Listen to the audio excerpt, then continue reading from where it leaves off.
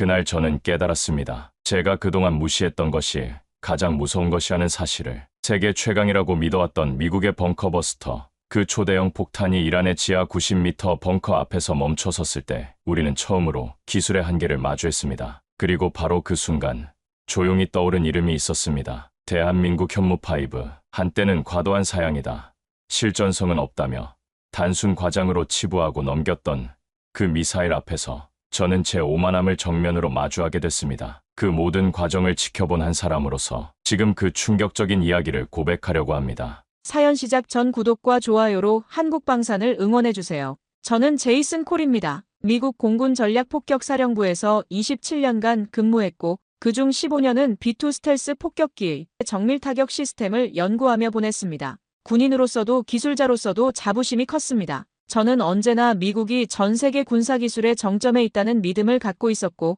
특히 벙커버스터라 불리는 관통 무기 분야에선 우리가 독보적이라 생각했습니다. 지하 깊은 벙커도 우리 기술 앞에선 무용지물이라는 확신이 있었죠. 솔직히 말하자면 저에게 군생활이란 곧 관통력과의 싸움이었습니다. 1990년대 초반 미주리주 화이트맨 공군기지에 배치된 순간부터 제 모든 연구는 한 가지 목표를 향해 있었어요. 얼마나 깊이, 얼마나 정확히, 얼마나 강하게 적의 방어선을 뚫을 수 있는가. 그것이 제 삶의 전부였습니다. 특히 GBU-57, 일명 MOP라 불리는 이 괴물 같은 폭탄의 초기 설계에 직접 참여했을 때의 기억은 지금도 생생합니다. 13톤이 넘는 중량의 2.4톤의 고폭약을 품은 이 무기는 말 그대로 지하 요새의 악몽이었죠. 60m 이상의 관통력이라는 수치를 처음 봤을 때 저는 가슴이 뛰었습니다. 이건 미국만이 만들 수 있는 전략 무기라는 자부심이 온몸을 타고 흘렀어요. 군사기술 포럼이나 방송에 출연할 때마다 저는 확신에 찬 목소리로 이렇게 말하곤 했습니다. 미국 외에 진정한 벙커버스터 기술을 구현한 나라는 없습니다. 우리가 세계 최고입니다. 그 말은 많은 이들에게 설득력을 가졌고 저 역시 그 믿음 속에서 살아왔어요. 세계가 여전히 미국을 중심으로 돌아간다는 확신 속에서 말이죠. 몇 달 전까지만 해도 저는 그렇게 살고 있었습니다. 강연과 자문회의, 방송 출연까지 이어지며 전략무기 전문가로 불리는 제 위치는 여전히 단단해 보였습니다. 그때까지만 해도 저는 감히 이렇게 말하곤 했습니다. 한국은 동맹으로서 훌륭하지만 기술적으로는 아직 갈 길이 멀다. 동맹국에 대한 예의는 지켰지만 속마음은 달랐어요. 그들이 아무리 노력해도 우리가 쌓아올린 기술의 벽은 넘을 수 없다고 생각했거든요. 불과 반년 전 저는 방송 인터뷰에서 한국의 현무5라는 미사일을 두고 이렇게 말했습니다. 그건 과잉 설계입니다. 중량만 큰 장난감이죠. 조롱에 가까운 제 발언은 순식간에 퍼졌고 많은 이들이 저를 비판했습니다. 하지만 그땐 몰랐습니다. 곧 그 무기가 제 자존심뿐 아니라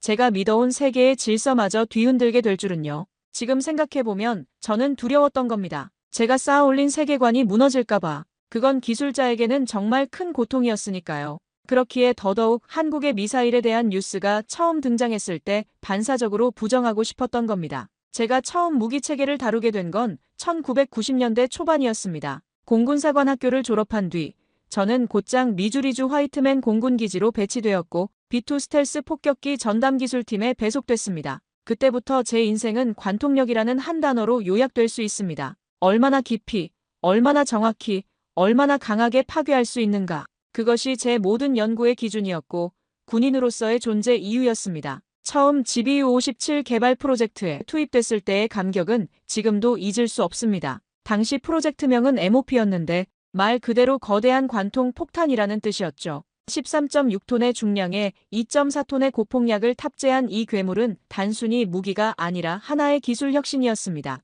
60m 이상의 관통력이라는 수치를 처음 계산해냈을 때 팀 전체가 환호성을 질렀던 기억이 납니다. 저는 늘 그렇게 믿었습니다. 전쟁 억지력은 기술의 우위에서 나온다고요. 그리고 미국은 그 기술의 정상에 있다는 것. 그 믿음은 제 삶의 뼈대를 이루었습니다. 기술 포럼에서 연단에 설 때면 저는 자신 있게 말하곤 했습니다. 미국 외에 벙커버스터 기술을 제대로 구현한 나라는 없다. 그리고 그 말은 많은 이들에게 설득력을 갖고 있었죠. 세계가 아직 미국을 중심으로 돌아간다는 착각 속에서요. 매일 아침 기지에 출근해서 컴퓨터 앞에 앉으면 모니터에는 세계 각국의 방어시설 데이터가 펼쳐졌습니다. 중국의 지하 미사일 기지, 러시아의 핵벙커, 이란의 핵시설까지 모든 것이 우리 무기의 사정거리 안에 있었고 모든 것이 우리 기술로 파괴 가능한 대상이었습니다. 그런 데이터를 보며 저는 매일 같은 확신을 다졌어요. 우리가 최고다. 우리만이 할 수 있다. 동료들과의 대화에서도 마찬가지였습니다. 점심시간에 카페테리아에서 만나면 자연스럽게 각국의 군사기술 이야기가 나왔는데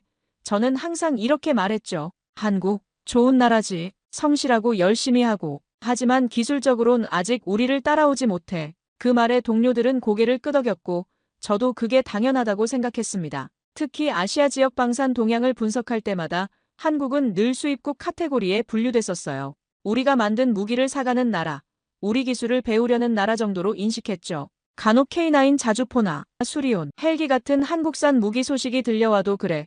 기본기는 괜찮네 정도의 반응이었습니다. 핵심 기술은 여전히 우리가 쥐고 있다는 확신이 있었거든요. 한 번은 제 아들 데이비드와 그런 이야기를 나눈 적이 있습니다. 아들은 현재 민간 우주항공회사에서 일하며 인공지능 기반 유도 시스템을 개발 중인데 어느 날 이렇게 말하더군요. 아버지, 요즘 한국이 무섭게 치고 올라옵니다. 특히 방위산업 쪽은 진심입니다. 저는 웃으며 대답했습니다. 그들이 아무리 노력해도 핵심 기술은 절대 따라올 수 없어. 원천 기술이란 건 하루아침에 되는 게 아니거든. 지금 생각해보면 저는 두려웠던 겁니다. 제가 쌓아올린 세계관이 무너질까봐. 그건 기술자에게는 정말 큰 고통이었으니까요.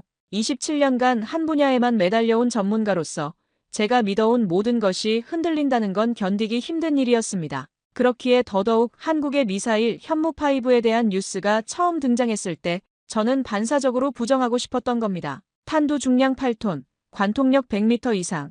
그건 이론적으로만 가능한 영역이라고 생각했습니다. 그래서였는지도 모릅니다. 저는 그 기술을 비웃으며 오만하게 밀어냈습니다. 제 안에 불안이 만든 교만이었죠. 하지만 역사는 언제나 그 교만을 넘는 자들에 의해 새로 써지기 마련이었습니다. 2025년 6월, 그날은 평소보다도 훨씬 더 조용한 새벽이었습니다. 저는 워싱턴 DC 국방부 기술정보국 상황실에서 근무 중이었고 컴퓨터 앞에 앉아 이란 상공을 통과하는 B2 스텔스 폭격기들의 실시간 경로를 지켜보고 있었습니다. 작전명 미드나잇 해머, 이름만으로도 강력한 의도를 품고 있었죠. 사상 최초로 GBU-57 벙커버스터가 실전에서 투하되는 순간이었고 저는 한치의 망설임 없이 그 위력을 확신하고 있었습니다. 상황실 대형 스크린에는 목표 지점들이 붉은 점으로 표시되어 있었어요.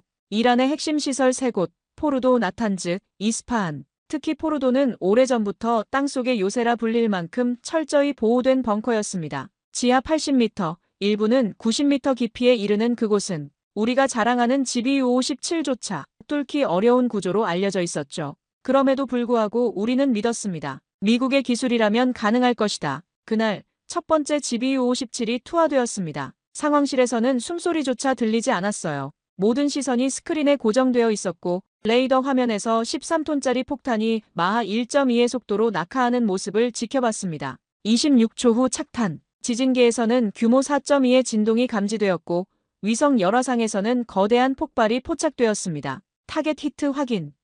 작전 통제관이 외쳤고 상황실에는 박수가 터져나왔습니다. 저도 주먹을 불끈 쥐었어요. 이어서 두 번째, 세 번째 GBU-57이 연달아 투하되었고 포르도 시설은 말 그대로 지옥이 되었습니다. 총 6발의 GBU-57이 투하되었고 위성 영상에서는 6개의 거대한 분화구가 나타났습니다. 각각의 분화구는 직경 50m, 깊이 30m에 달했어요. 작전 직후 트럼프 대통령은 긴급 브리핑에서 이란 핵 프로그램은 완전히 종료되었다고 선언했고 주요 언론들은 일제히 압도적 성공을 외쳤습니다. CNN, 폭스, MBC 할 것 없이 모든 방송사가 우리 무기의 위력을 찬양했죠. 저 역시 그 순간만큼은 자부심에 가슴이 벅찼습니다. 역시 미국이다. 우리가 최고다. 하지만 그 믿음이 흔들리기 시작한 건 바로 그 다음 날부터였습니다. 미국 국방정보국에서 조심스럽게 보고한 내용이 충격적이었어요. 포르도 시설의 주요 핵심 구역이 여전히 파괴되지 않았을 가능성이 있습니다. IAEA도 현장 방사능 수치에 변화가 없음을 보고했고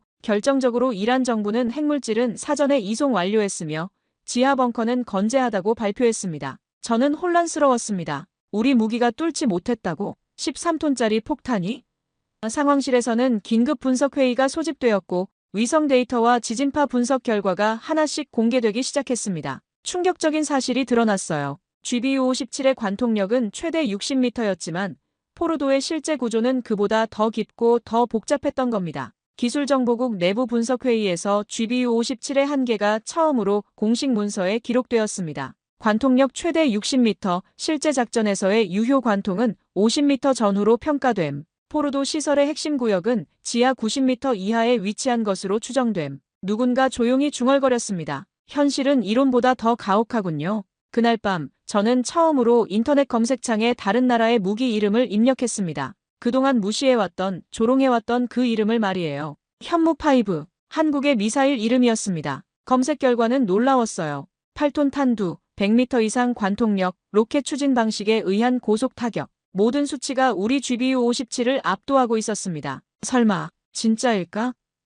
저는 믿고 싶지 않았습니다. 하지만 포르도의 벙커가 여전히 살아있다는 사실 앞에서 더 이상 자신있게 부정할 수도 없었습니다. 이틀째 회의실은 처음과는 전혀 다른 분위기였습니다. 미 국방부 기술정보국 내부 브리핑에서 발표된 첫 슬라이드는 충격적이었어요. GBU-57 관통은 했지만 파괴는 못했다. 위성 분석을 종합한 결과 포르도 핵시설의 주요 설비는 여전히 확인 불가 상태였고 지상 피해는 명확했으나 지하 90m 아래 본체는 무력화되지 않은 정황이 드러난 것이었습니다. 제가 27년간 신뢰해온 기술에 대한 첫 번째 의문이 들기 시작했어요. 회의실에 앉아있던 40여 명의 기술진과 분석관들 모두가 같은 표정을 하고 있었습니다. 믿을 수 없다는 표정, 그리고 동시에 무언가 놓친 게 있다는 불안감이었죠. 저 역시 마찬가지였습니다. 무려 2.4톤의 고폭약을 품은 13톤짜리 괴물 폭탄이었는데 왜 아직도 포르도는 살아있는가? 설명은 간단했지만 받아들이기 어려웠습니다. 이라는 사전 정보를 일부 입수했거나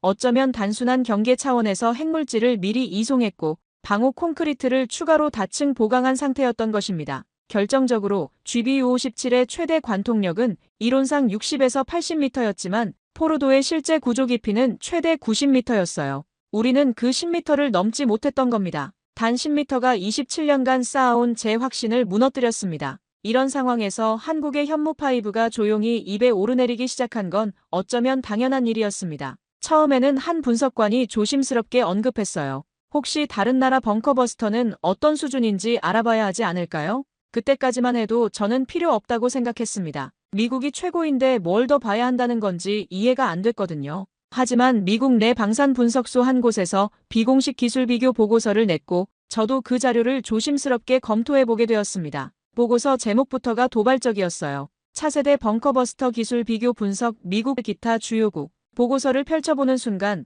제 눈이 한 곳에 고정되었습니다. 현무5, 8톤 탄두, 추진력 자체가 다르며 지하 100m 이상 관통 가능한 고속지대지 미사일, GBU-57보다 짧은 시간 안에 더 깊은 곳을 뚫을 수 있음. 저는 눈을 의심했습니다. 그 수치는 미친 겁니다. 처음에는 이론적 수치일 뿐이다라며 고개를 저었지만 분석은 치밀했고 데이터는 구체적이었습니다. 무엇보다 구조적 차이가 명확했어요. GBU-57은 자유낙하 방식인 반면 현무5는 능동 추진 미사일이라는 점에서 오는 위력의 격차가 분명히 존재했습니다. 자유낙하는 중력에만 의존하지만 로켓 추진은 지속적으로 가속하면서 관통력을 배가시킬 수 있거든요. 이론적으로는 당연한 얘기였는데 왜 우리는 그런 방식을 시도하지 않았을까? 동료 한 명이 조용히 말했습니다. 예전 같았으면 그냥 넘겼을 텐데 지금은 진지하게 봐야 할 것 같아요. 그 숫자들 허풍만은 아닌 것 같거든요.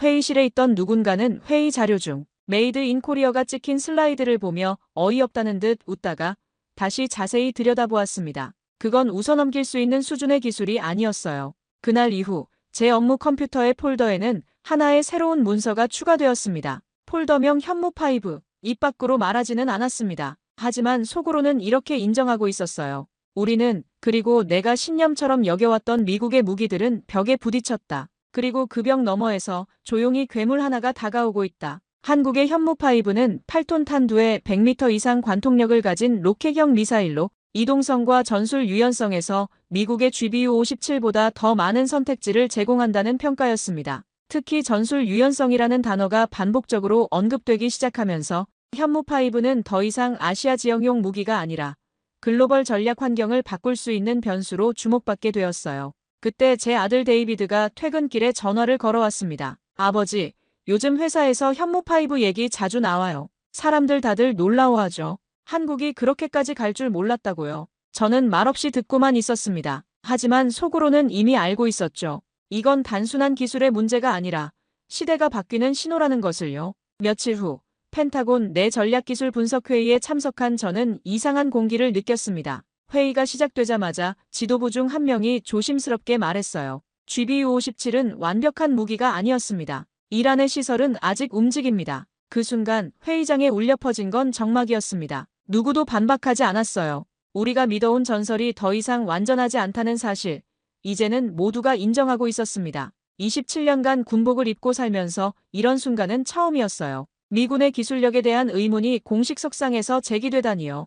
회의실에 앉아있던 50여 명의 장성들과 기술진들 모두가 같은 표정을 하고 있었습니다. 당황스러움과 동시에 뭔가 새로운 답을 찾아야 한다는 절박함이었죠. 그날 이후부터 미 국방부 기술정보국 내부에서는 유례없는 움직임이 시작됐습니다. 대체 관통 무기 체계에 대한 재평가 작업이 시작된 거예요. 전 세계 주요국들의 벙커버스터 데이터를 수집하고 비교하는 보고서가 동시에 여러 방향에서 작성되었고, 그중 가장 조용하지만 가장 빈번하게 거론된 이름이 있었습니다. 바로 현무5, 한국의 미사일이었어요. 처음에는 믿고 싶지 않았습니다. 한 동료 분석관이 이렇게 말했거든요. 예전 같았으면 그냥 넘겼을 텐데 지금은 진지하게 봐야 해. 그 숫자들 허풍만은 아닌 것 같아. 그건 웃어넘길 수 있는 수준의 기술이 아니었어요. 데이터가 하나씩 쌓여갈수록 충격은 더해졌습니다. 한국의 현무5는 8톤 탄두에 100m 이상 관통력을 가진 로켓형 미사일로 이동성과 전술 유연성에서 미국의 GBU-57보다 훨씬 뛰어난 성능을 보였어요. 무엇보다 놀라웠던 건 운용 방식이었습니다.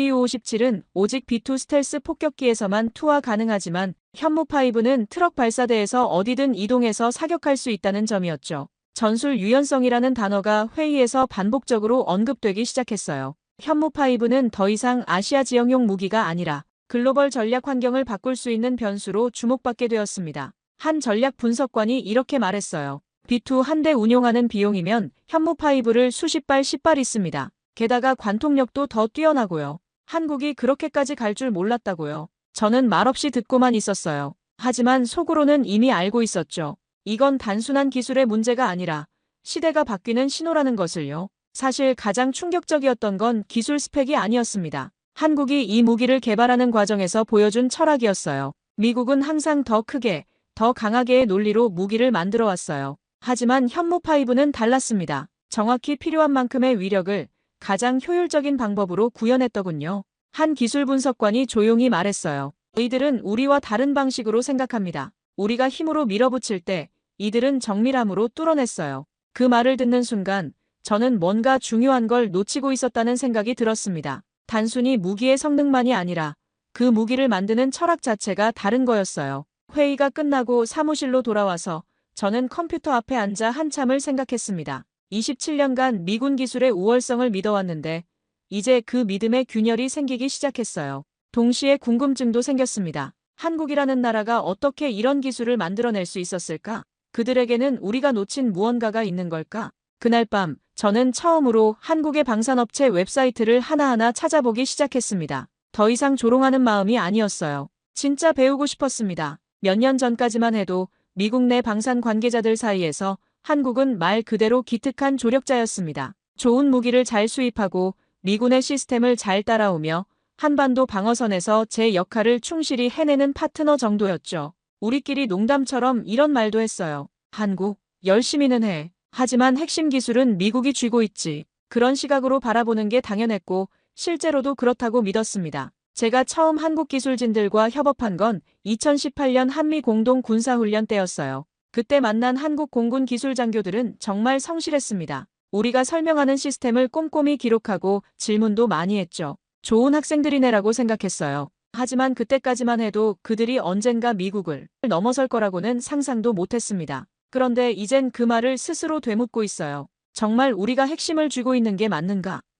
포르도 작전 이후 한국의 현무5는 더 이상 개발 중인 실험작이 아니었습니다. 각종 기술 세미나 군사 포럼, 전략 보고서에서 이 미사일이 실제 전장에 투입될 경우를 가정한 시뮬레이션이 조용히 돌기 시작했어요. 분석 결과는 놀라웠습니다. GBU-57은 오직 B2에서만 투하 가능하지만 현무5는 트럭 한 대면 된다. GBU-57은 고정 경로에 의존하지만 현무5는 어디서든 사격 가능하다. 관통력은 GBU-57이 60m, 현무5는 100m 이상. 이런 비교 데이터들이 회의 자료에 공식적으로 등장하기 시작했어요. 처음에는 믿기 어려웠지만 데이터는 거짓말을 하지 않았습니다. 이건 단순히 한두 기술의 문제가 아니었어요. 군사 패러다임 자체가 달라지고 있다는 경고였죠. 저는 자료를 뒤적이며 과거를 되짚어봤습니다. 한국이 2000년대 초반만 해도 방산 수출 30위권에 머물렀던 나라였어요. 그런데 지금은 세계 8위, 무기 수출 증가율 세계 1위를 기록하고 있었습니다.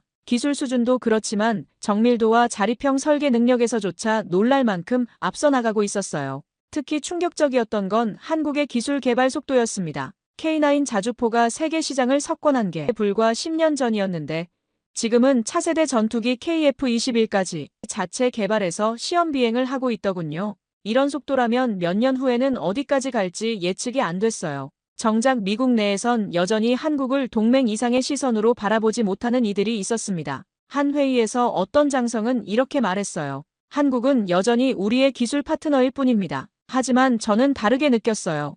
이건 이제 따라오던 파트너가 옆자리에 앉아 키를 쥐려 하는 순간이라는 걸요. 실제로 한국의 방산업체들과 미국 업체들 간의 관계도 변하고 있었어요. 예전에는 한국이 미국 기술을 도입하는 일방적인 구조였다면 이제는 상호기술 교류나 공동개발 프로젝트가 늘어나고 있었습니다. 심지어 일부 분야에서는 한국 기술을 미국이 벤치마킹하는 경우도 생겨났어요. 그리고 그 변화는 단지 무기 한 기종의 문제가 아니라 국가기술 철학 전체가 달라졌다는 증거였습니다. 미국은 항상 압도적 우위를 추구해왔어요. 더 크고 더 강하고 더 많은 예산을 투입해서 절대적 기술력을 확보하는 방식이었죠. 하지만 한국은 효율적 우위를 추구하고 있었어요. 적은 비용으로 더 정밀하게, 더 실용적으로 같은 목표를 달성하는 방식이었습니다. 한 기술 분석관이 이렇게 말했어요. 이제 우리도 한국 방식을 배워야 할 때가 온 것 같습니다. 그 말을 듣는 순간 저는 시대가 정말 바뀌고 있다는 걸 실감했어요. 더 이상 우리가 일방적으로 가르치는 관계가 아니라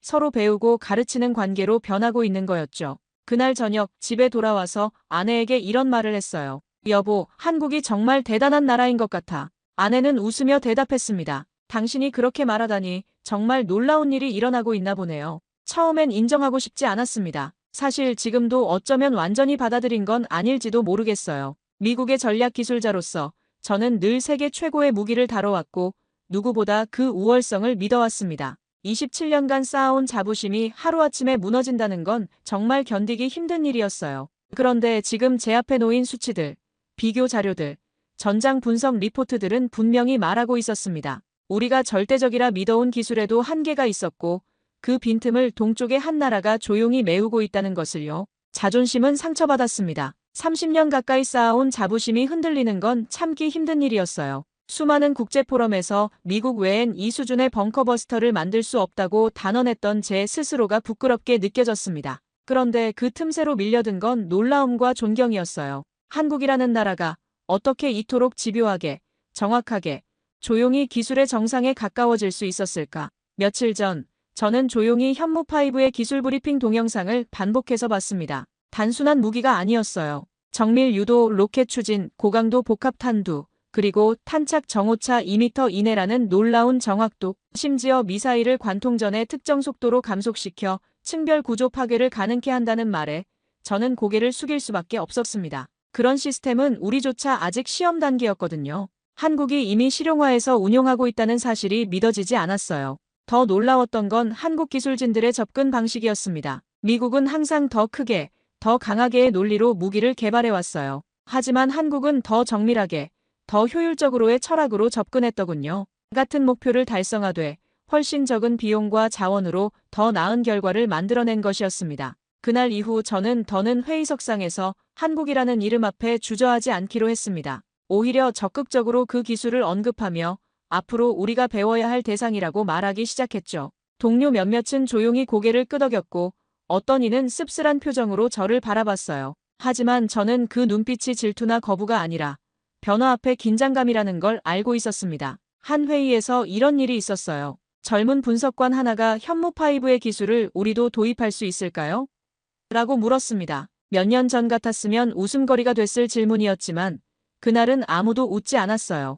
오히려 모두가 진지하게 그 가능성을 토론하기 시작했습니다. 기술 교류 차원에서 접근해볼 만하다. 한국과의 공동 개발 프로젝트를 검토해봐야겠다. 우리 기술과 그들 기술을 결합하면 더 나은 결과가 나올 수도 있다. 이런 말들이 회의실에서 자연스럽게 오갔어요. 변화는 이미 시작되고 있었습니다. 진실은 불편하지만 결국 진실입니다. 그리고 그 진실 앞에서 고개를 숙일 수 있는 자만이 다음 기술의 문을 열 수 있다는 것도 저는 이제야 배워가고 있어요. 27년간 군복을 입고 살면서 이런 겸손함을 배우게 될 줄은 몰랐습니다. 제 아들 데이비드가 어느 날 이런 말을 했어요. 아버지, 인정하는 것도 용기라고 생각해요. 특히 아버지 같은 전문가가 인정한다는 건 더욱 그렇고요. 그 말을 듣고 저는 깨달았어요.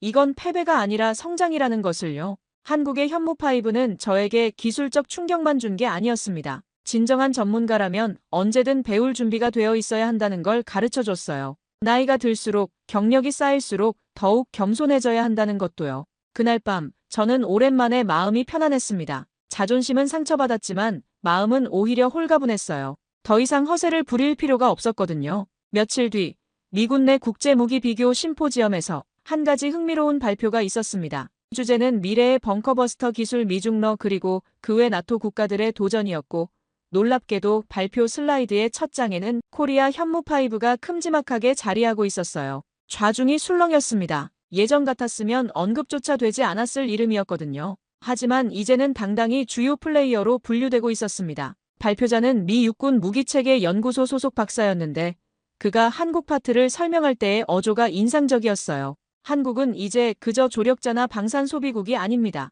기술의 생산국, 그것도 세계적 수준의 전략 무기를 개발하고 스스로 운용하는 나라로 제정이 되고 있습니다. 심지어 일부 아시아 안보 연구기관에선 한국이 미국 없이도 핵심 억지력을 설계할 수 있는 유일한 민주국가라는 평가까지 나오고 있다고 했어요. 그 발표가 끝난 후 저는 한 가지 문장을 종이에 조용히 적어봤습니다. 기술은 국경을 넘지만 그것이 넘어서는 순간 국가는 달라진다. 정말 그런 것 같았어요. 한국이 현무5를 개발하기 전과 후 이 나라를 바라보는 세계의 시선이 완전히 달라졌으니까요.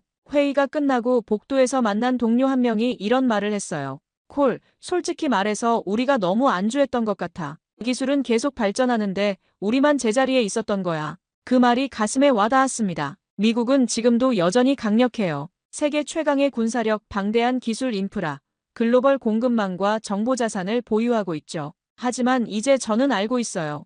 그 힘이 절대적이라는 전제는 무너지고 있다는 사실을요. 특히 인상적이었던 건 한국의 기술 개발 철학이었습니다. 미국은 항상 압도적 우위를 추구해왔어요. 더 많은 예산, 더 큰 무기, 더 강한 파괴력으로 적을 제압하는 방식이었죠. 하지만 한국은 효율적 억제를 추구하고 있었어요. 최소한의 자원으로 최대한의 효과를 내는, 그리고 정확히 필요한 만큼만 파괴하는 방식이었습니다. 한국의 현무5는 단지 하나의 무기가 아니었어요. 그것은 이 나라가 얼마나 치열하게 미래를 준비했는지를 보여주는 상징이었습니다. 북한이라는 실존적 위협 앞에서 한국은 생존을 위해 기술을 발전시켜야 했고 그 절박함이 오늘의 결과를 만들어낸 거였죠. 회의에서 한 분석관이 흥미로운 데이터를 제시했어요. 한국의 국방비 대비 R&D 투자 비율이 세계 최고 수준입니다. 그들은 무기를 사는 게 아니라 기술을 만들고 있어요. 실제로 한국의 방산 기술 자립도는 80%를 넘어섰고 이는 미국을 제외하면 세계 최고 수준이었어요.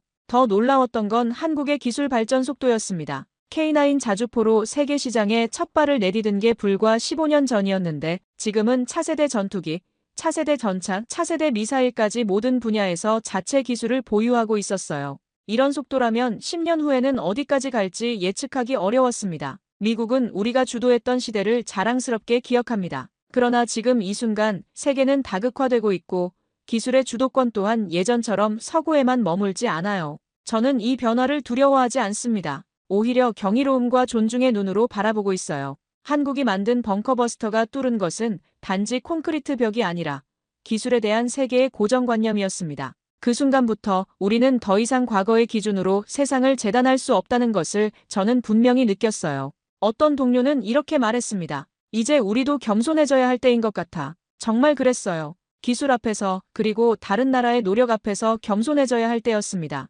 저는 오래전부터 무기를 설계하는 사람들을 많이 만났습니다. 미국, 러시아, 이스라엘, 독일. 그들은 모두 기술적 완성도와 전략적 파괴력에 초점을 맞추는 전문가들이었죠. 하지만 최근 한국의 무기 개발 책임자 중 한 명과 비공식 대담을 나눌 기회가 있었어요. 통역 없이도 소통할 수 있는 수준의 영어를 쓰던 그는 이렇게 말했습니다. 우리는 절대 먼저 쓰지 않을 무기를 개발합니다. 하지만 한 번 써야 할 땐 끝을 봐야 하기 때문에 만들죠. 그 한마디에 저는 몇 초간 말을 잃었어요. 기술 사양이나 정밀도, 추진 방식 같은 말은 하지 않았습니다. 그 대신 그는 무기를 대하는 태도, 국가의 철학, 국민을 지키는 기술의 정의에 대해 말했어요. 그건 우리가 잊고 있던 무언가였습니다. 27년간 무기 개발에 몸담으면서도 정작 왜라는 질문은 하지 않았던 것 같아요. 현무5가 놀라운 건 단지 그것이 강력하기 때문이 아니었습니다. 그것은 억제의 철학 위에 세워진 무기였기 때문이었어요. 한국은 주변의 위협 속에서도 절제와 정밀함으로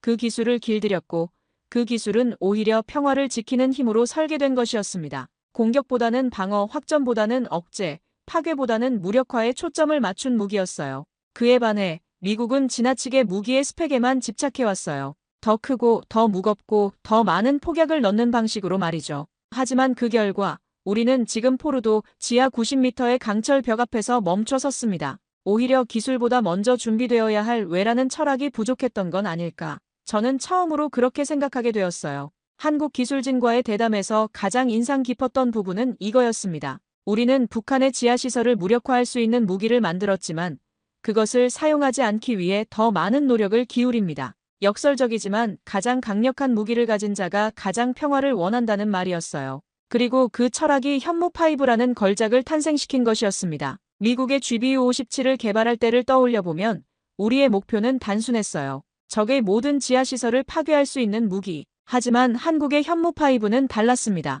적이 우리를 공격할 엄두를 내지 못하게 하는 무기. 같은 기능이지만 완전히 다른 철학이었죠. 그리고 그날 이후 제 눈엔 한국의 무기가 단지 전술도구가 아닌 국가가 무엇을 지키고 싶은지를 보여주는 증거처럼 보이기 시작했어요. 미국이 기술로 무언가를 제압하려 했을 때 그들은 기술로 누군가를 지키려 했던 것이죠. 그 차이는 작지만 결국 세계를 움직이는 기준을 바꿀 수 있는 차이라고 저는 믿게 되었습니다. 한국의 또 다른 특징은 협력이었어요. 현무5 개발 과정에서도 수많은 민간 기업과 연구소가 참여했고 각자의 전문성을 하나로 모았다고 하더군요. 미국은 주로 대기업 중심의 수직적 개발이었다면 한국은 수평적 네트워크를 통한 개발이었어요. 결과적으로 더 빠르고 더 효율적이며 더 혁신적인 무기가 탄생한 것이었습니다. 회의에서 한 분석관이 이런 말을 했어요. 한국은 무기를 만드는 게 아니라 평화를 만들고 있는 것 같습니다. 처음에는 이해하기 어려웠지만 지금은 그 의미를 알 것 같아요. 진정한 억제력은 상대방을 파괴하는 능력이 아니라 상대방이 공격할 이유를 없애는 능력에서 나오는 거였어요. 그날 밤 저는 오랜만에 군인으로서의 초심을 되돌아봤습니다. 제가 처음 군복을 입었을 때의 마음, 나라와 국민을 지키겠다는 순수한 의지 말이에요. 언제부턴가 그 마음보다는 기술적 우월감에 더 매몰되어 있었던 것 같아요. 한국의 현무5는 저에게 기술자로서뿐만 아니라 군인으로서도 많은 것을 생각하게 해줬습니다. 진정한 강함이 무엇인지, 그리고 무기가 존재해야 하는 진짜 이유가 무엇인지를요. 며칠 전 정리되지 않은 메모들 사이에서 오래된 사진 하나를 발견했습니다. 몇 해 전 한미 공동 군사훈련 때 한국 기술진들과 나란히 찍은 사진이었어요. 그때만 해도 저는 그들을 친절하고 성실한 기술 파트너로만 생각했습니다. 하지만 지금은 그 사진 속 인물들이 전혀 다른 존재처럼 느껴져요. 그들은 기술을 가진 자들이 아니라 기술을 완성한 자들이었던 겁니다. 사진 속에서 웃고 있는 한국 공군 대령을 기억해요. 당시 그는 우리 시스템에 대해 열심히 질문했고 저는 마치 선생님이 된 기분으로 설명해줬죠. 이 부분이 핵심이에요. 이해되시죠?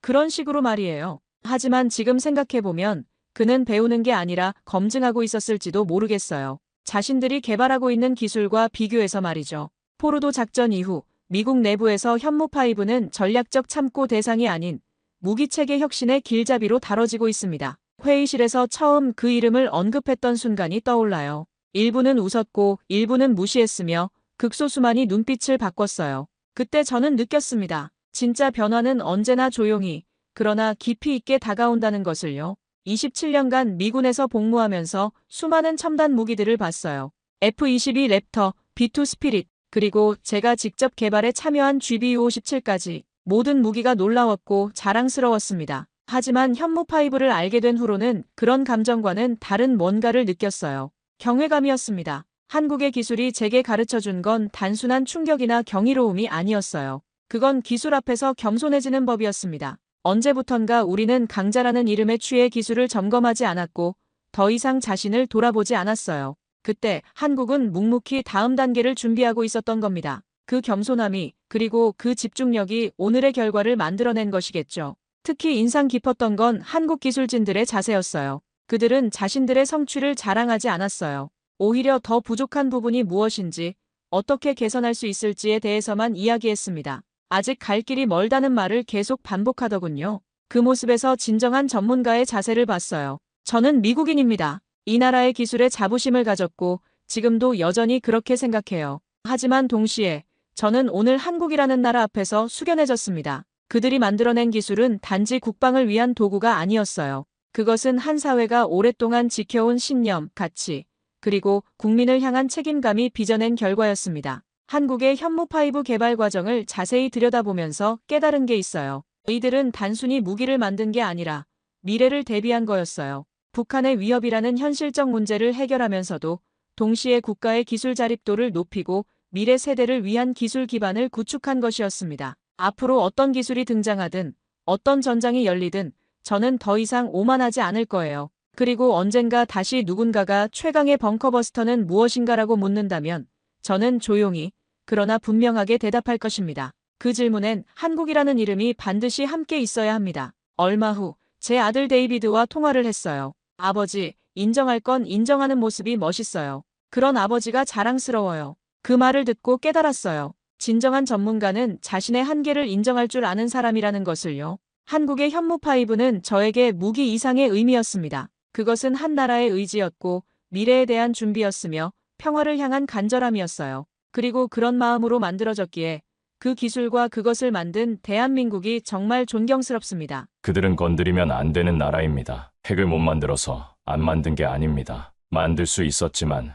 만들지 않은 겁니다. 그 선택의 무게를 저는 그때 처음 알았습니다. 처음엔 저도 믿지 않았습니다. 그 조용한 나라가, 그 평범해 보이던 동맹국이 세계를 긴장시키고 있다는 말을 들었을 때 말이죠. 하지만 그걸 직접 보고 온 지금 저는 확실히 말할 수 있습니다. 한국은 핵보다 더 무서운 걸 만들었습니다. 그건 무기가 아니라 절제였고 전쟁이 아니라 평화의 각오였습니다. 누구보다 강하지만 그 힘을 조용히 감추고 있는 나라, 그게 바로 대한민국이었습니다. 오늘 사연 바로 시작합니다. 그 전에 1초도 안 걸리는 구독과 좋아요를 눌러주세요. 여러분의 관심이 더 많은 소식을 전할 수 있는 힘이 됩니다. 저는 제이슨 마일스입니다. 미국 국방정보국 전략무기 분석실에서 20년 넘게 근무했고 지금은 북미비역산연구소에서 선임연구원으로 일하고 있습니다. 이 일을 시작한 지 벌써 2년이 지났습니다. 매일 아침 7시 30분이면 사무실에 도착해서 전 세계에서 들어오는 군사정보를 검토하는 것이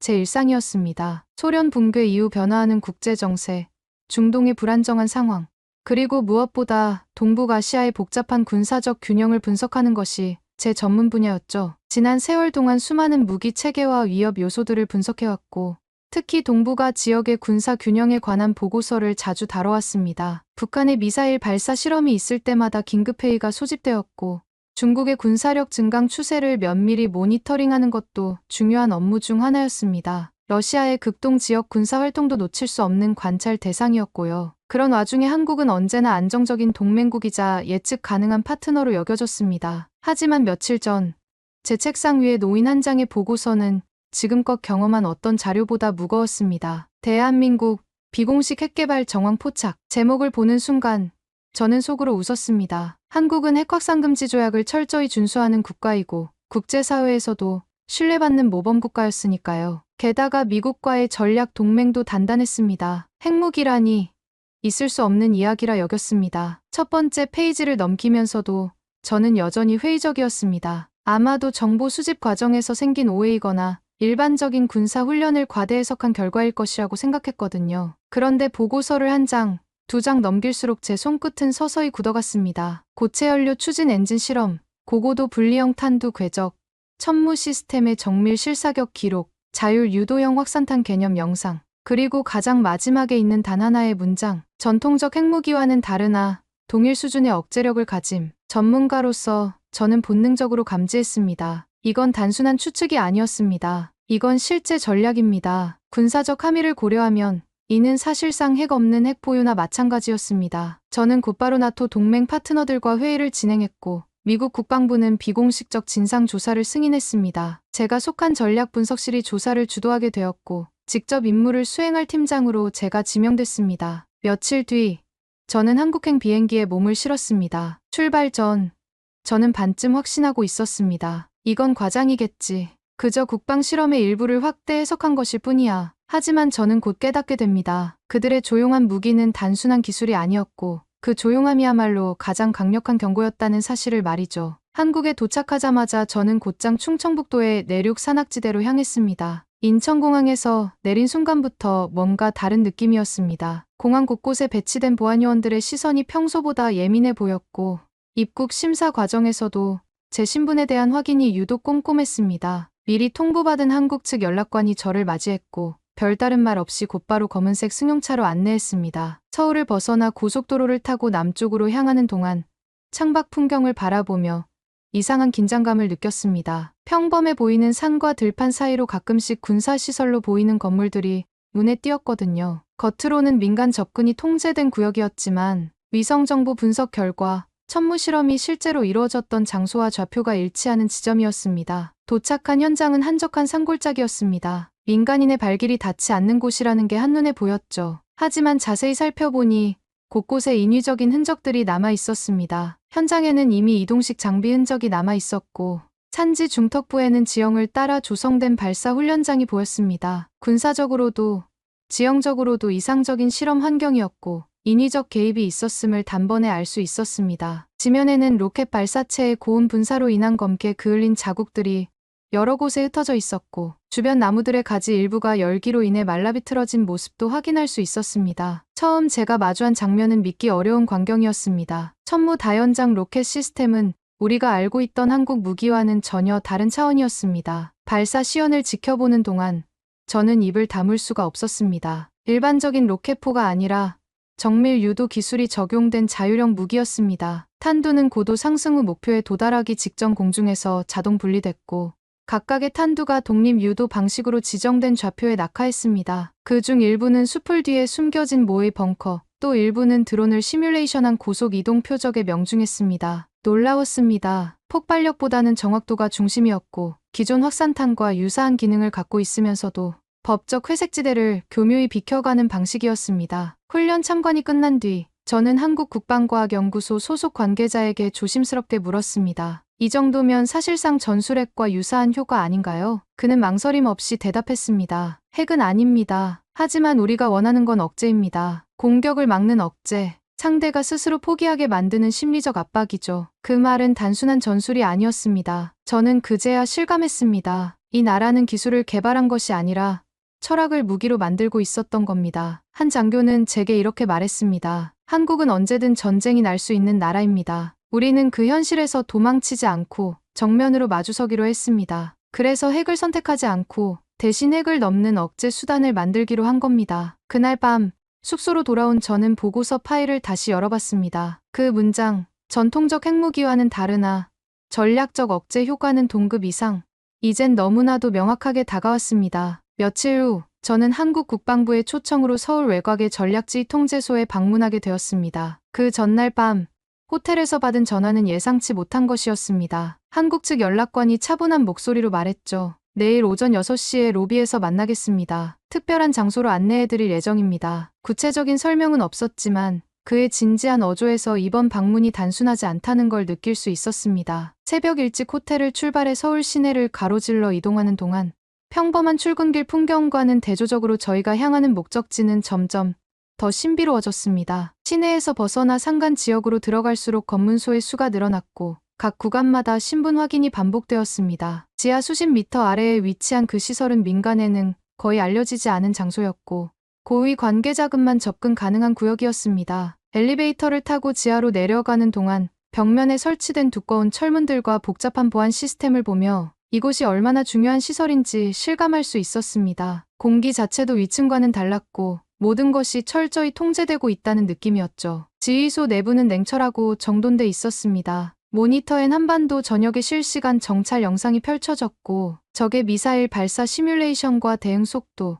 요격 성공률 분석 자료가 실시간으로 돌아가고 있었습니다. 수십 개의 대형 스크린에는 끊임없이 변화하는 데이터들이 표시되고 있었고 24시간 교대 근무를 하는 분석관들이 조용히 자신의 업무에 집중하고 있었습니다. 그 광경은 마치 미래의 전쟁을 미리 준비하고 있는 듯한 느낌을 주었습니다. 그날 저는 처음으로 한국의 무기 없는 핵 전략이라는 개념을 정식으로 들었습니다. 그 전략은 단순하지 않았습니다. 미국이나 러시아처럼 실제하는 핵무기를 갖고 있는 건 아니지만 고성능 정밀 타격 체계를 통해 공격 억제 효과를 확보하는 구조였습니다. 표현 그대로라면 핵은 없지만 건드릴 수 없는 나라를 만든다는 것이었습니다. 예를 들어 수도권에 접근하는 적의 주요 발사 기지나 지휘소를 초단위로 추적해 선제 요격 가능성을 확보하고 실시간 정밀 폭격 시뮬레이션을 통해 무력화 가능성을 보여주는 방식이었습니다. 이론적으로만 들으면 그냥 방어 전략처럼 보일 수 있지만 실전적 영상과 데이터를 보면 느낌이 달랐습니다. 그건 실질적 심리적 핵억제였습니다. 당시 통제소 관계자는 제게 이렇게 말했습니다. 전쟁은 무기가 막는 게 아닙니다. 상대의 계산을 틀리게 만들면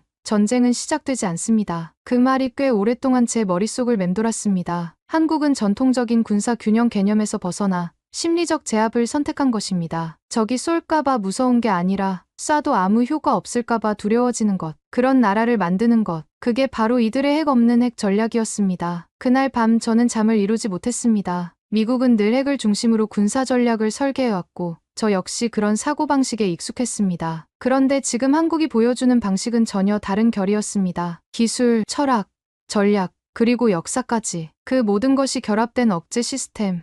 그건 도발을 이기는 게 아니라 도발을 멈추게 만드는 힘이었습니다. 며칠 후 한국 측은 저희 조사단을 경기도의 한 비공개 군사시설로 초대했습니다. 이번 초대는 이전과는 성격이 달랐습니다. 기술적 자료 검토나 장비 확인이 아닌 하나의 영상을 보여주기 위해서였습니다. 담당자는 전날 전화해서 이렇게 말했습니다. 이번에는 우리가 왜 이런 준비를 하게 되었는지 그 이유를 보여드리고 싶습니다. 시설에 도착하자 안내받은 곳은 대형 브리핑룸이었습니다. 약 50석 규모의 좌석이 계단식으로 배치되어 있었고 정면에는 거대한 스크린이 설치되어 있었습니다. 평소 군 고위 간부들의 전략 회의나 중요한 작전 브리핑에 사용되는 공간이라는 설명을 들었습니다. 대형 스크린 앞에 앉자 화면이 어두워졌고 곧 시뮬레이션 영상이 시작되었습니다. 처음엔 아무 배경음 없이 단순히 평화로운 서울의 거리 모습이 펼쳐졌습니다. 화면 속에는 출근길 시민들이 지하철역으로 향하고 있었고 학교 가는 아이들이 횡단보도를 건너고 있었습니다. 한강 다리 위로는 차량들이 평소와 다름없이 오가고 있었고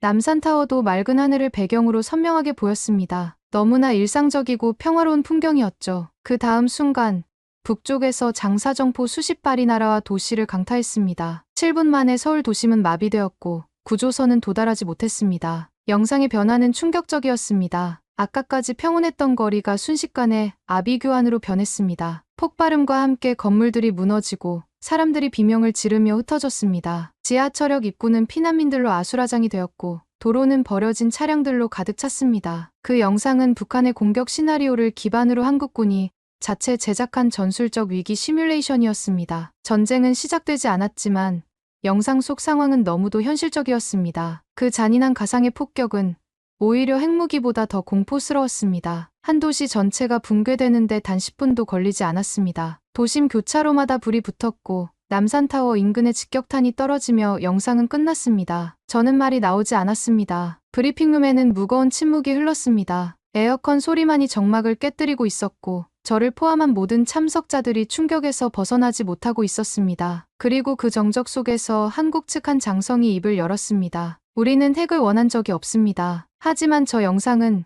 현실이 될 수 있습니다. 그래서 우리는 준비한 겁니다. 공격용이 아닌 생존용 억제력입니다. 그의 목소리는 단호했지만 결코 감정적이지 않았습니다. 저는 다시금 그 천무 시스템이 떠올랐습니다. 폭발력보다 정확도를 높인 다탄두 분리형 포탄, 무작위 궤도 회피 기술, 목표 착탄 후 자동 보고 기능까지. 그 모든 기술이 지금 이 시뮬레이션의 정반대 결과를 위해 준비된 것이란 걸 깨달았습니다. 영상이 끝나고 회의실은 잠시 침묵에 잠겼습니다. 미국에서도 이런 시스템을 갖춘 나라는 많지 않습니다. 하지만 지금 제가 보고 있는 한국은 공격하지 않고도 자신을 지킬 수 있는 전략을 실현 중이었습니다. 그 전략은 단순한 기술이 아닌 경고였습니다. 건드리면 다친다는 눈에 보이지 않는 표식 같은 것. 한국은 그것을 조용히 그러나 단호하게 만들어가고 있었습니다. 핵무기를 만들지 않았지만 핵 이상의 억제력을 실현하고 있었던 겁니다. 그날 밤 숙소로 돌아온 저는 노트북을 열어 미국 본부의 중간 보고서를 정리하기 시작했습니다. 책상 위에는 지난 며칠간 수집한 자료들이 정리되어 있었습니다. 천무 다연장 로켓의 사격 정확도 데이터, 한국의 국방 예산 증가 추이,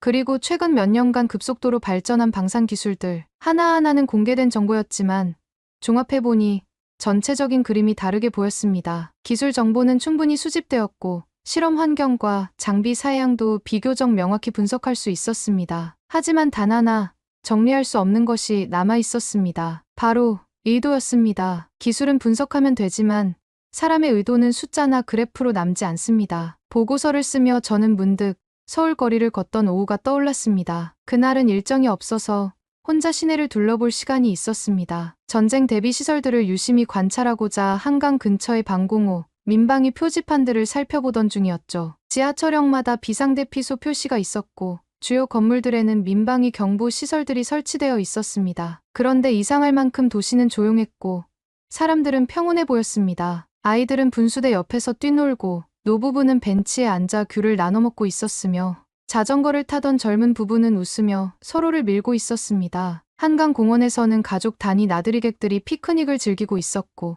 조깅하는 사람들의 얼굴에는 여유가 느껴졌습니다. 분명 몇십 킬로미터 북쪽에는 세계에서 가장 중무장한 국경선이 있는데 이곳 사람들은 마치 그런 현실과는 별개의 세상에 살고 있는 것 같았습니다. 전쟁 위협에 대한 공포보다는 지금의 일상을 지키려는 사람들의 의지가 더 강하게 느껴졌습니다. 이들은 왜 이렇게 담담할까? 그 의문이 머릿속을 떠나지 않았습니다. 천무의 정밀함, 통제소의 냉철함, 그리고 이 시민들의 고요함. 그 모든 게 하나의 퍼즐처럼 맞물리기 시작했습니다. 한국은 무언가를 만들어낸 것이 아니라 오히려 무언가를 버티는 중이라는 걸 깨달았습니다. 그건 단지 국방기술이나 군사 전략이 아니었습니다. 이들은 전쟁을 겪은 나라였고 전쟁이 무엇인지를 너무 잘 아는 민족이었습니다. 분단 70년이 넘는 시간 동안 이 나라 사람들은 언제 터질지 모르는 긴장 속에서 살아왔습니다. 그러면서도 놀라운 경제 성장을 이뤄냈고 민주주의를 발전시켰으며 독창적인 문화를 만들어냈습니다. 그 저력이 지금의 국방기술에도 스며들어 있는 것 같았습니다. 그때 제 전화기가 울렸습니다. 한국군 연락장교였습니다. 다음 날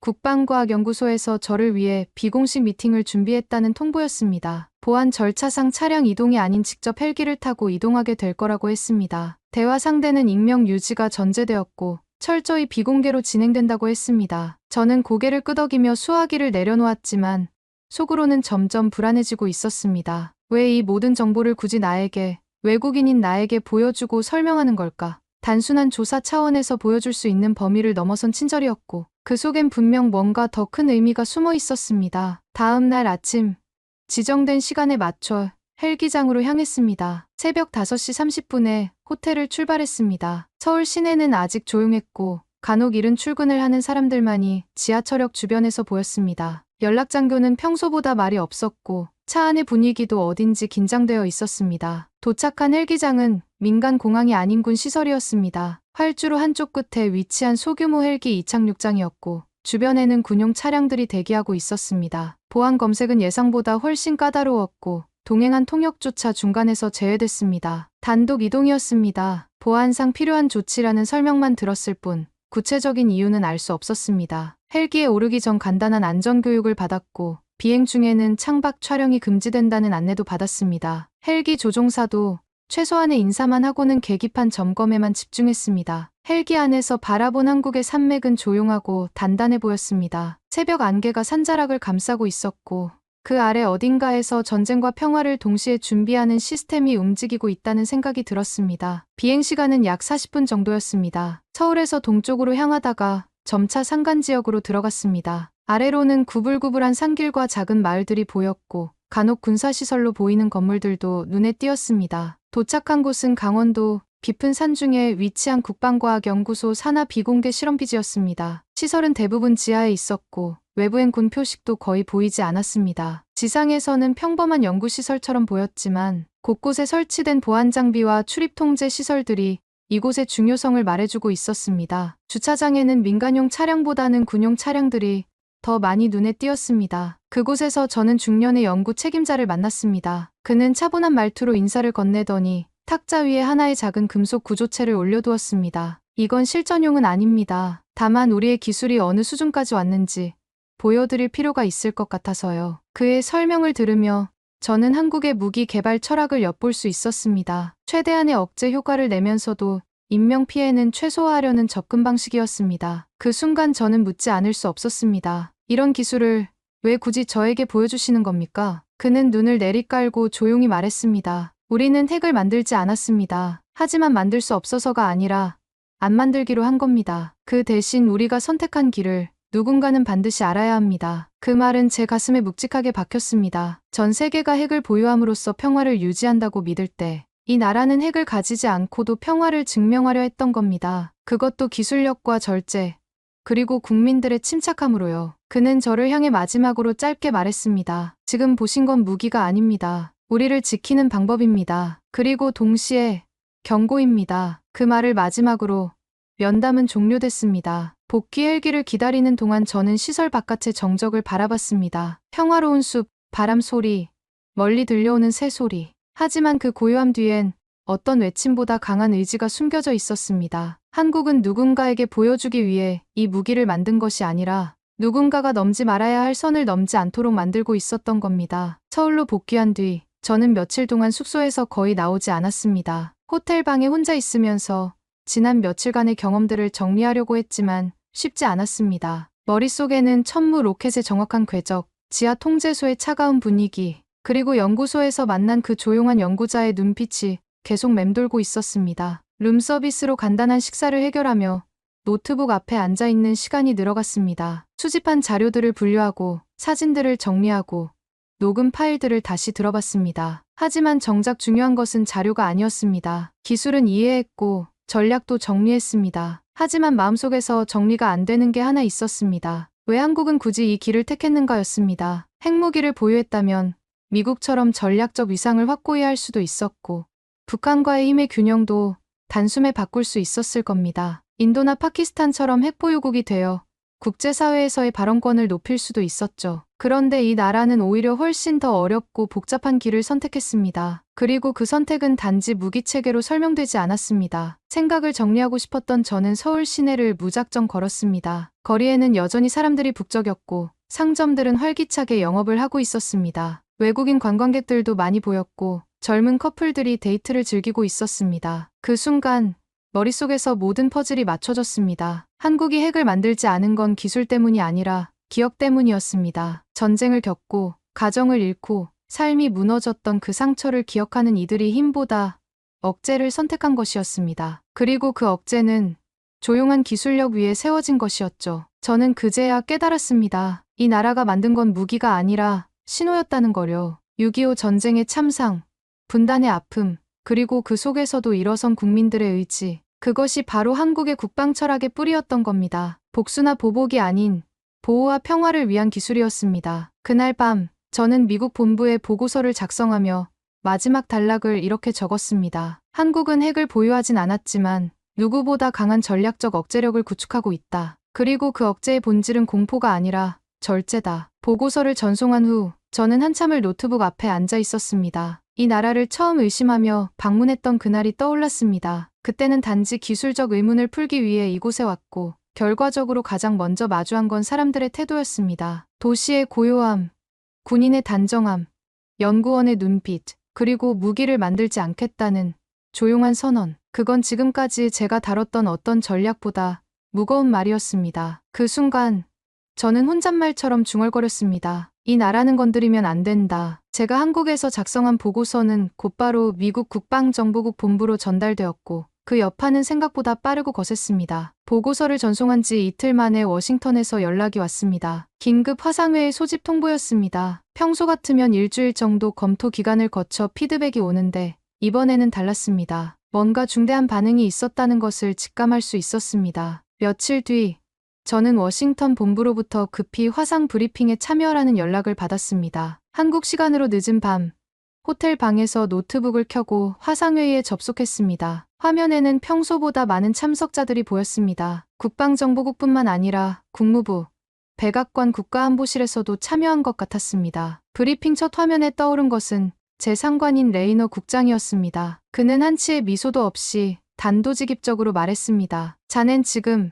대한민국이 비공식 핵무기 수준의 억제 체계를 갖췄다고 명시한 건가? 저는 조용히 고개를 끄덕였습니다. 네, 전략적 효과 기준으로는 사실상 핵을 초월한 수준입니다. 다만 국제규범 위반은 없습니다. 순간 회의실은 정적에 휩싸였습니다. 화면 너머로도 긴장된 분위기가 전해져 왔습니다. 몇 명의 참석자들이 서로 시선을 주고받는 것이 보였고 누군가는 자료를 급히 뒤적이고 있었습니다. 그리고 곧 국무부와 백악관 국가안보실에서도 자료 공유 요청이 들어왔습니다. 제가 생각했던 것 이상으로 이 보고서는 미 정부 내부에 커다란 파장을 일으킨 것이었습니다. 미국에게 한국은 가장 안정적인 군사 동맹이자 기술 협력국입니다. 주한미군이 주둔하고 있고 연합훈련을 정기적으로 실시하는 핵심 파트너입니다. 그런 나라가 미군의 해구산을 넘는 억제력을 독자적으로 개발했다는 사실은 단순한 기술 보고 그 이상이었습니다. 며칠 후 미국 정부 내부에서는 동북아 군사력 재조정이라는 제목의 비공식 세션이 열렸습니다. 이 회의에는 국방부, 국무부, CIA, 그리고 백악관 안보팀이 모두 참여했다는 소식을 나중에 들었습니다. 그 중심에 한국의 전략적 자율성이 놓였습니다. 논의는 격렬했습니다. 일부는 한국이 동맹 체제를 이탈할 수 있다는 우려를 제기했고, 다른 일부는 오히려 이런 기술이 한미 동맹에 긍정적 시너지를 줄 수 있다고 주장했습니다. 보고를 받은 펜타곤의 한 고위 관계자는 한국이 이 정도 수준의 독자적 억제력을 갖췄다면 우리의 동북아 전략도 재검토해야 한다고 말했다는 얘기도 들었습니다. 하지만 저는 단 하나의 사실만을 말했습니다. 한국은 누구와 싸우려는 것이 아닙니다. 누구와도 싸우지 않기 위해 스스로를 설계한 것입니다. 그 말에 한참 침묵하던 국장이 조용히 말했습니다. 자넨 지금 한국의 전략에 동의하는 건가? 그 질문은 단순한 의견을 묻는 게 아니었습니다. 그건 충성의 방향을 시험하는 질문이었습니다. 분석관으로서 객관성을 유지해야 하는지 아니면 미국의 국익을 우선해야 하는지를 묻고 있었습니다. 저는 잠시 망설였습니다. 그리고 대답했습니다. 저는 분석관입니다. 감탄도 경계도 모두 제 역할입니다. 하지만 이번엔 감탄이 앞섭니다. 그 순간 저는 알았습니다. 이 보고서 하나가 앞으로 국제 전략의 판을 흔들 수도 있다는 것을요. 며칠 후 한국 국방부로부터 마지막 비공식 미팅 요청이 들어왔습니다. 전화를 받은 것은 오후 2시경이었습니다. 한국군 연락장교가 차분한 목소리로 말했습니다. 공식 보고 절차는 끝났지만 저희가 꼭 전하고 싶은 이야기가 있습니다. 개인적인 차원에서 만나 뵙고 싶습니다. 그의 어조에서 무언가 다른 느낌을 받았습니다. 지금까지의 공식적이고 절제된 분위기와는 달리 좀 더 인간적이고 진솔한 무언가를 전하고 싶어 하는 것 같았습니다. 장소는 서울 외곽의 소규모 회의실이었고 참석자는 단 한 명. 처음부터 저를 안내했던 그 장교였습니다. 회의실은 정부 청사 건물의 한 층에 있는 작은 공간이었습니다. 10명 정도가 앉을 수 있는 타원형 테이블과 의자들, 그리고 벽면에 걸린 태극기와 몇 장의 풍경 사진들. 매우 소박하고 조용한 분위기였습니다. 그는 간단히 차를 내오고는 제게 조용히 말했습니다. 이번에 보신 것들, 미국 쪽에선 어떻게 반응하던가요? 저는 잠시 고민하다 솔직히 말했습니다. 경계와 감탄이 반반입니다. 정확히 말하면 아직 이해하지 못한 겁니다. 왜 한국이 이렇게까지 조용히 그리고 정밀하게 준비했는지 말이죠. 그는 고개를 끄덕이며 말했습니다. 우린 외교로 모든 걸 해결할 수 있다고 믿었습니다. 하지만 그 믿음이 꺾인 순간이 있었습니다. 그의 목소리에는 무게가 실려 있었습니다. 개인적인 경험과 감정이 섞인 말투였습니다. 북한의 도발, 주변국의 압박, 그 모든 걸 견디면서도 우린 끝까지 원칙을 지켰습니다. 핵을 만들지 않았죠. 하지만 만들 수 없어서가 아니라 만들지 않기로 한 겁니다. 그 말은 익숙했습니다. 며칠 전 연구소 책임자가 했던 말과 같았습니다. 그러나 이번엔 그 말이 더 깊이 다가왔습니다. 한 국가의 기술자가 아닌 한 국민이자 군인의 입에서 나왔기 때문이었습니다. 그는 잠시 차를 마시며 창밖을 바라봤습니다. 창 너머로는 서울 시내의 빌딩들이 보였고 멀리 남산타워도 희미하게 보였습니다. 그는 이어 말했습니다. 미국이 가진 것과 한국이 가진 건 다릅니다. 하지만 우리도 지켜야 할 것이 있습니다. 가족, 아이들, 이 도시, 이 나라. 그의 목소리가 잠깐 떨렸습니다. 감정이 섞인 듯 했습니다. 그걸 지키기 위해 우린 무기를 선택하지 않았고 다만 건드리지 말라는 말을 기술로 표현했을 뿐입니다. 그 말을 들으며 저는 문득 지난 며칠간 만났던 사람들이 떠올랐습니다. 연구소의 과학자, 통제소의 장교들, 그리고 거리에서 만난 평범한 시민들. 그들 모두가 같은 마음을 갖고 있었던 것 같았습니다. 그가 내미는 손에는 설명서도 전술표도 없었습니다. 다만 존중이 있었습니다. 저희는 세계를 위협하고 싶지 않습니다. 하지만 저희를 위협하는 것도 원하지 않습니다. 그래서 이런 길을 택한 겁니다. 돌아가는 길. 저는 서울역 근처에서 잠시 발걸음을 멈췄습니다. 사람들은 여전히 분주했고 거리엔 웃음소리가 흘러나왔습니다. 퇴근 시간이라 지하철역 주변은 사람들로 북적였습니다. 직장인들, 학생들, 쇼핑백을 든 주부들 모두 각자의 일상을 살아가고 있었습니다. 이 나라가 얼마나 많은 위험을 품고 사는지를 알기에 그 일상이 더 경이롭게 느껴졌습니다. 강한 나라는 소리치지 않는다. 그 문장을 저는 그날 한국에서 처음 배웠습니다. 한국에서 돌아온 지 벌써 6개월이 지났습니다. 시간이 흐르면서 그때의 기억들이 더욱 선명해지고 있습니다. 아침마다 사무실에 출근해서 다른 업무들을 처리하지만 문득문득 한국에서의 경험들이 떠오릅니다. 창밖으로는 펜타곤 본관의 불빛이 은은하게 반사되고 있고 책상 위에는 아직도 한국에서 가져온 자료들이 정돈되지 않은 채 쌓여 있습니다. 조사 임무는 끝났지만 제 머릿속의 질문은 아직도 이어지고 있습니다. 힘이란 무엇인가? 안보란 단지 무기와 숫자의 문제인가? 절제가 힘이 될 수 있을까? 한국에서 보낸 그 짧지만 밀도 높은 시간들은 제 사고방식을 완전히 바꿔놓았습니다. 이후 제가 작성하는 다른 국가들에 대한 분석 보고서들도 달라졌습니다. 단순히 무기의 성능이나 군사력의 규모만 보는 것이 아니라 그 나라의 철학과 의지까지 고려하게 되었습니다. 우리는 흔히 핵무기를 최고의 억제 수단이라 말합니다. 그런데 한국은 그 최고를 선택하지 않고도 그에 준하거나 넘는 결과를 만들어냈습니다. 기술력만으로 가능한 일은 아니었습니다. 그 중심에는 단 하나, 원칙이 있었습니다. 그들은 생존을 위해, 그러나 동시에 도발하지 않기 위해 정교한 기술을 무기로 삼되 그것이 누구도 죽이지 않도록 설계했습니다. 그 억제는 두려움을 주기 위해 존재하는 것이 아니라 침묵 속에서 경고하는 절제의 상징이었습니다. 최근 다른 동맹국들의 군사 동향을 분석하면서도 자꾸 한국의 사례가 비교 기준이 됩니다. 과연 이 나라도 한국처럼 절제와 기술을 결합한 전략을 구사할 수 있을까 하는 생각이 자연스럽게 떠오릅니다. 한국은 말하지 않았습니다. 과시하지도 강요하지도 않았습니다. 하지만 제가 직접 보고,